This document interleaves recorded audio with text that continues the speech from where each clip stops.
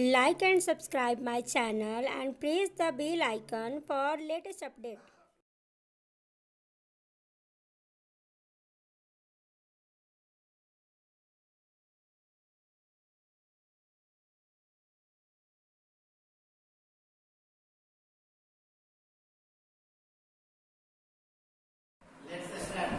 आज हम लोग कक्षा 10 के भूगोल विषय के अंतर्गत जल संसाधन चैप्टर को पढ़ेंगे और इसके अंतर्गत जल क्या है। तो जल जो है, ये धरती पर जल जो है ये 3 रूपों में पाया जाता है। ठोस के रूप में भी, द्रव और गैस के रूप में भी जल पाया जाता है। जल जो है ये मुख्य रूप से रासायनिक संयोग H2O का संयोग है, यानी 2 हिस्से हाइड्रोजन और 1 हिस्से ऑक्सीजन को संयोग से जल का निर्माण होता है। जल जो है पृथ्वी पर 71% भाग जल के रूप में पाया जाता है। 71%, पूरे पृथ्वी पर 71% जल पाया जाता है, जो महासागरों के रूप में इसी पूरे जल का 99% भाग लवणीय जल होता है। 99% जो भाग होता है वो लवणीय होता है, लवणीय जल होता है। और मात्र 1% भाग जो होता है वही जल जो है पीने के योग्य मीठा जल होता है, जो पीने के रूप में उपयोग किया जाता है या उसको हम लोग अपने उपयोग में लाते हैं। तो पूरे जल का 1%। अब हम लोग को इसी से अनुमान लेना चाहिए कि क्या जल हमारे लिए कितना जरूरी है। जल ही जीवन है, ये भी कहा गया है कि जल है तो जीवन है और जल को हमें हमेशा के लिए बचाकर भी रखना है। तो जल के बारे में हम लोग जाने कि जल क्या है।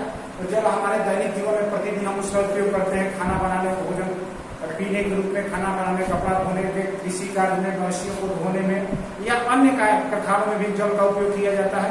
तो जल का विभिन्न रूपों में उपयोग भी किया जाता है।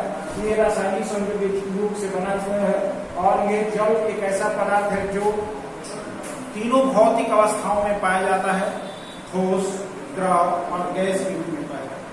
71% भाग पृथ्वी पर 71% भाग जल है और पूरे जल का 99% जो सागर में जल पाया जाता है उसका 99% भाग जो है वो लवणीय है और उसमें 1% भाग भी वो मीठा जल के इसमें पाया जाता है। अगला है कि पृथ्वी पर जल किन रूपों में पाया जाता है। तो पृथ्वी पर जल जो है 3 रूपों में पाया जाता है। पृथ्वी पर जल 3 रूपों में पाया जाता है। पहला जो जल है उसको हम लोग कहते हैं वर्षा जल, यानी जो वर्षा जब वायु संघनित होती है और संघनित होने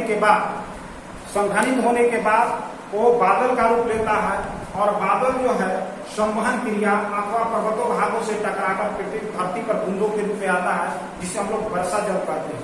तो ये जो जल है वो वर्षा के रूप में पाया जाता है, उसे वर्षा जल कहा जाता है। वर्षा जल, उसे वर्षा जल के नाम से जाना जाता है। दूसरा है पहला है वर्षा जल,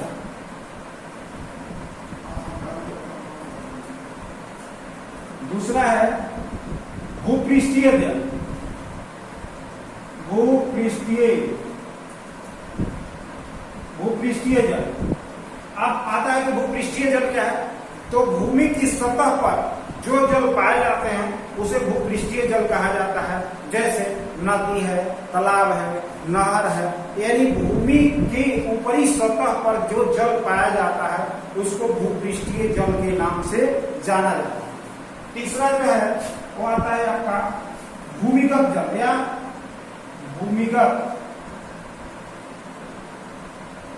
या भौम जल के नाम से भी जानते हैं इसको, या भौम जल।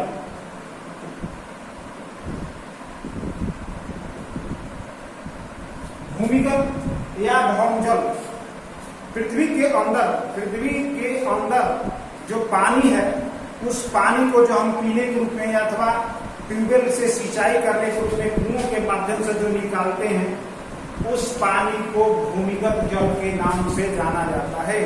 ये भूपृष्ठीय जल और वर्षा जल के द्वारा इस भूमिगत जल का पुनर्भरण होता है। पुनर्भरण यानी पुनः रिचार्ज होता है। ये ग्राउंड वाटर है, यानी पृथ्वी के अंदर का जो पानी है, ये वर्षा जल और भूपृष्ठीय जल के द्वारा ये भूमिगत जल जो होता है वो रिचार्ज होता है, यानी इसका पुनर्भरण होता है। तो ये हम लोग देखें कि पृथ्वी पर जल तीन रूपों में पाया जाता है। तो 3 रूपों में पाया जाता है, वर्षा जल है, भूपृष्ठीय जल है और भूमिगत। अगला अपना पॉइंट आता है पृथ्वी पर जल का वितरण। तो पृथ्वी पर जल का जो वितरण है वो कैसे है, तो इसके बारे में जाने कि पृथ्वी पर जल का वितरण हम देखते हैं कि जब ग्लोब देखा जाता है तो उत्तरी गोलार्ध और दक्षिण गोलार्ध 0 डिग्री यानी भूमध्य रेखा के उत्तर के भाग को जब हम देखते हैं तो उस स्थिति में ज्यादा महाद्वीप है, और दक्षिणी का जो भाग है, दक्षिण का जो भाग है उसमें जो ज्यादा महासागर पाए जाते हैं। ज्यादातर जल का जो भाग है वो दक्षिणी गोलार्ध का भाग जो है उसमें ज्यादा भाग पाया जाता है, जल पाया जाता है। और ये जल जो होता है, इसी जल के कारण पृथ्वी को नीला ग्रह भी कहा जाता है, क्योंकि दूसरे ग्रह से देखने के बाद इसकी जो रंग है नीले तरह की दिखाई पड़ती है। इसीलिए और जल की अधिकता के कारण पृथ्वी को नीला ग्रह भी कहा जाता है। तो ये देखा गया कि पृथ्वी पर जल का वितरण उत्तरी गोलार्ध की अपेक्षा दक्षिण गोलार्ध में जल का वितरण अधिक पाया जाता है। अब बात आती है भारत में जल का वितरण एवं नदियां। तो भारत में जल का वितरण कैसे कैसे है, कहाँ किन किन स्थानों पर जल का वितरण है, तो इसके लिए थोड़ा सा हम लोग डायग्राम देखेंगे और इसके बाद में नदियों के बारे में चर्चा करेंगे। तो बनाया जाता है।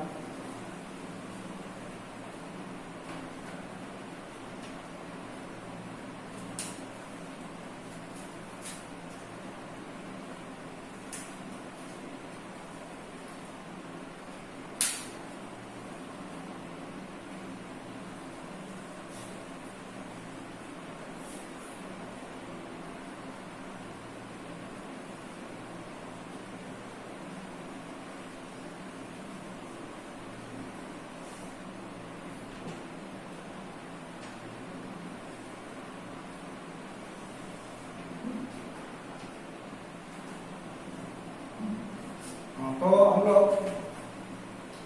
अब नदियों के बारे में जान के भारत में जल का वितरण कैसे है। तो नदियां जो है, इस नदियों को 2 भाग में बांटा गया है। नदियों को 2 भागों में बांटा गया है, उत्तर भारत की नदियां और दक्षिण भारत की नदियां। ये हमारा कर्क रेखा हुआ, और कर्क रेखा से उत्तर भारत की नदियां और दक्षिण भारत की नदियां, इसको 2 भागों में बांटा गया है। दक्षिण भारत की नदियों को पठारी नदियां कहते हैं, और उत्तर भारत की नदियां जो हिमालय से आती है या पर्वतीय मैदानी नदियां भी कही जाती है। अब इसमें नदियों को के बारे में हम लोग जाने कि भारत की 2 महत्वपूर्ण नदियां, भारत की 2 उत्तर भारत की नदियों के बारे में जाने। उत्तर भारत की नदियां, पहले उत्तर भारत की नदियां,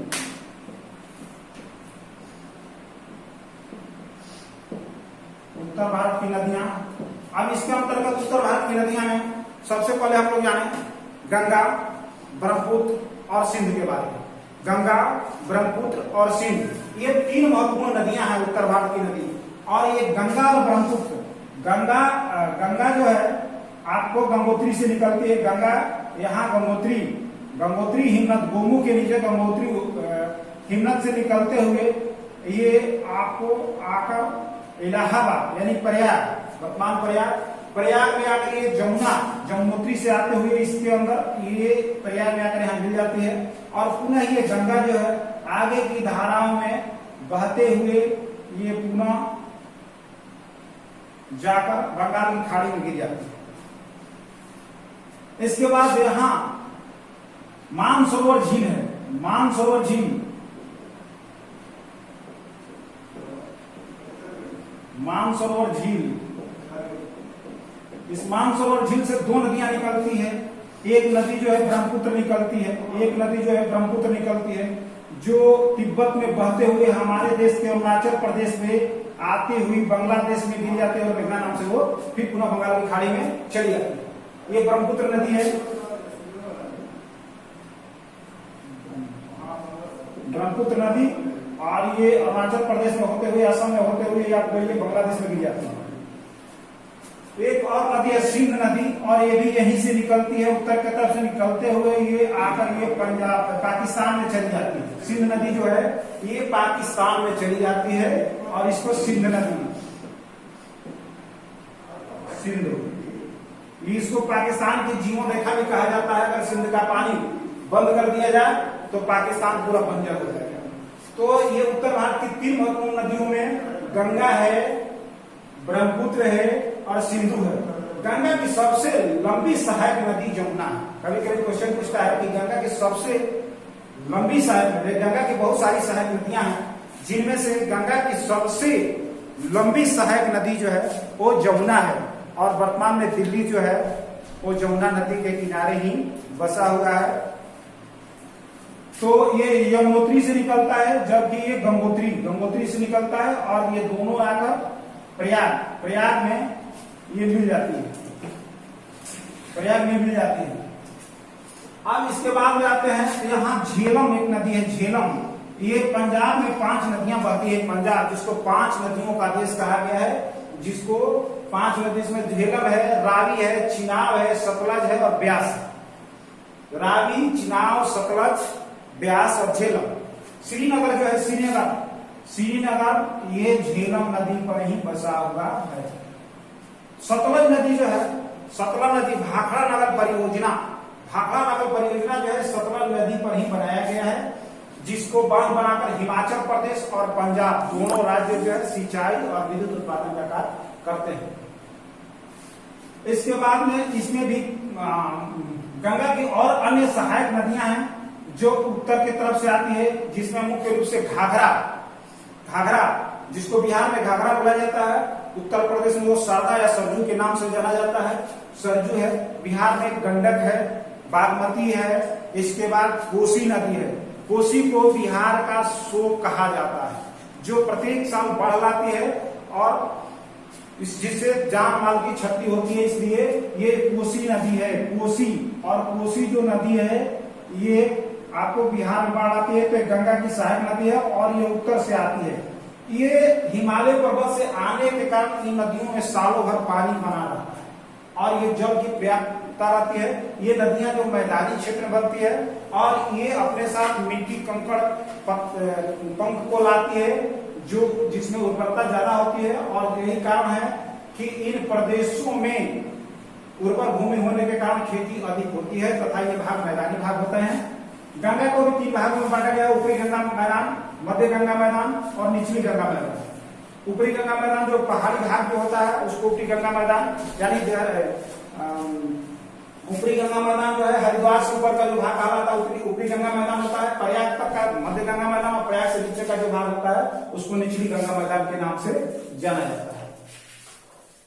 तो बिहार की नदियों में गंडक है, बागमती है, इसके बाद में है कोसी है, महानंदा है। दक्षिण की ओर से जाने वाली नदियों में, बिहार की नदियों में मुख्य नदी है सोन है, फल्गु है, पुनपुन है, ये नदियां हैं।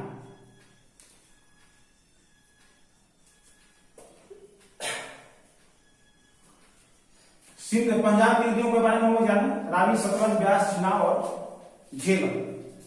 इसके बाद ये राजस्थान में एक नदी बहती है, एकमात्र नदी है जिसको लूनी कहा जाता है।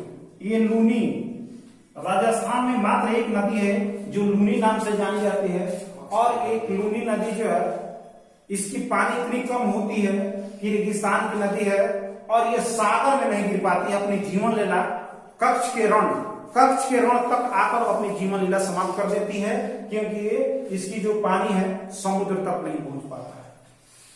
ब्रह्मपुत्र नदी जो है, ब्रह्मपुत्र नदी इसको मेघना नाम से जाना जाता है, मेघना नाम से जाना जाता है, और ये इसको संयुक्त जो होती है गंगा में ये जाकर ये बंगाल की खाड़ी में यहाँ गिरती है और यहाँ पर डेल्टा का निर्माण करती है। डेल्टा का निर्माण ये गंगा, और इसको सुंदरबन के डेल्टा के नाम से जाना जाता है, जहां मैंग्रोव नाम की वनस्पति पाई जाती है।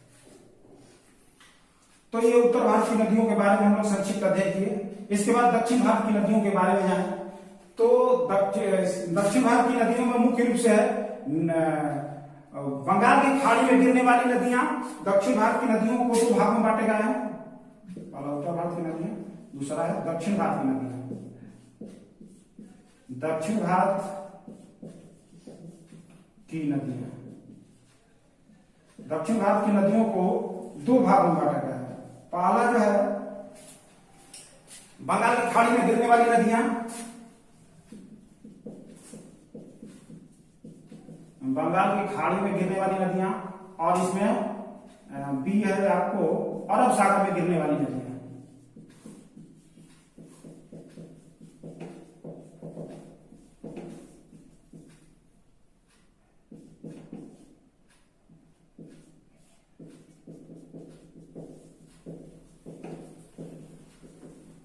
हाँ, तो इसमें अब हम लोग जाने कि बंगाल की खाड़ी में कौन कौन नदियां गिरती है। तो यहाँ जो है एक महानदी है जो उड़ीसा से एक महानदी चलती है जो बंगाल की खाड़ी में गिरती है, महानदी। और इस पर जो महानदी पर एक बांध बनाया गया है जिसको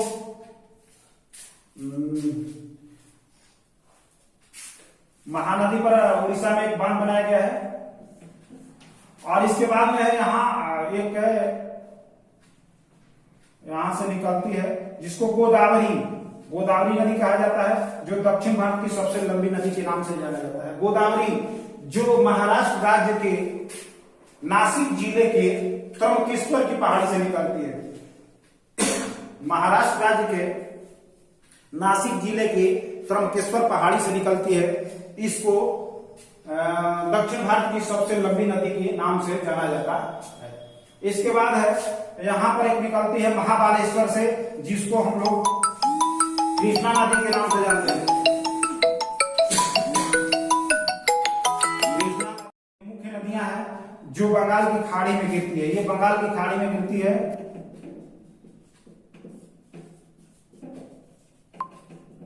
जो बंगाल की खाड़ी में गिरती है।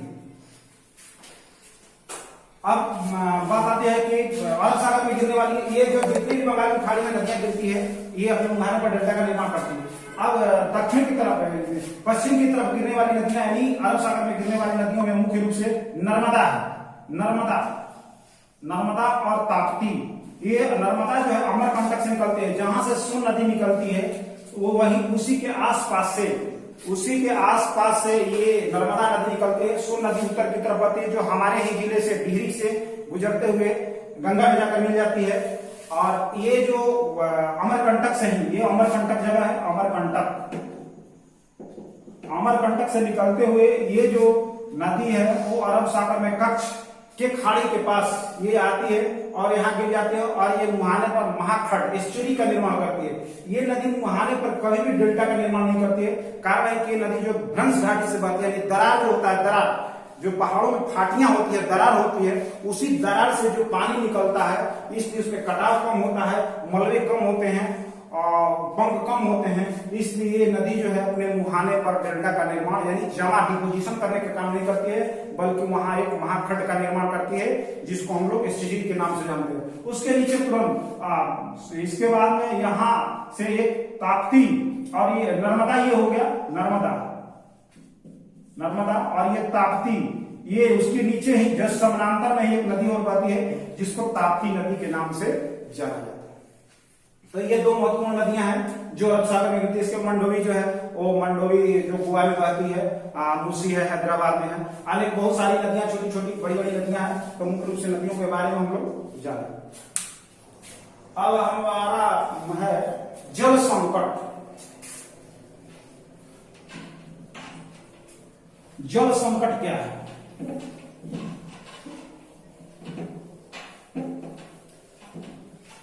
तो जल संकट के बारे में जाने कि मनुष्य को उनके आर्थिक संसाधनों एवं उनकी आवश्यकता के अनुसार जल की उपलब्धता का न होना जल संकट कहलाता है।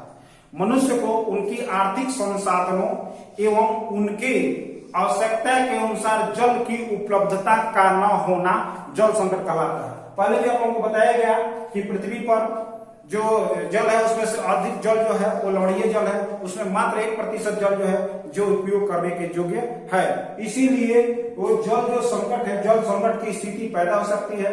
अब बात आती है कि वर्षा का कम होना, वनस्पतियों का अभाव या भूमिगत जल का रिचार्ज न होना यानी पुनर्भरण न होना के चलते जल संकट की स्थिति पैदा हो सकती है। जल संकट की पैदा स्थिति हो सकती है। तो इस संदर्भ में हम लोग जल संकट के बारे में जाने।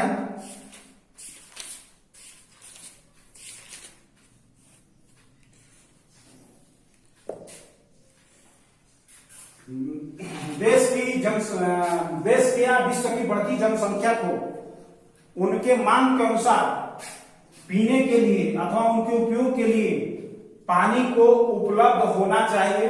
अगर उपलब्ध नहीं होता है तो इसी स्थिति में जल संकट पैदा हो जाती है। अब हम लोग अगला पॉइंट पढ़ेंगे, छठा जल संकट के बारे में जानेंगे। जल संग्रहण एवं पुनर्भरण क्या है?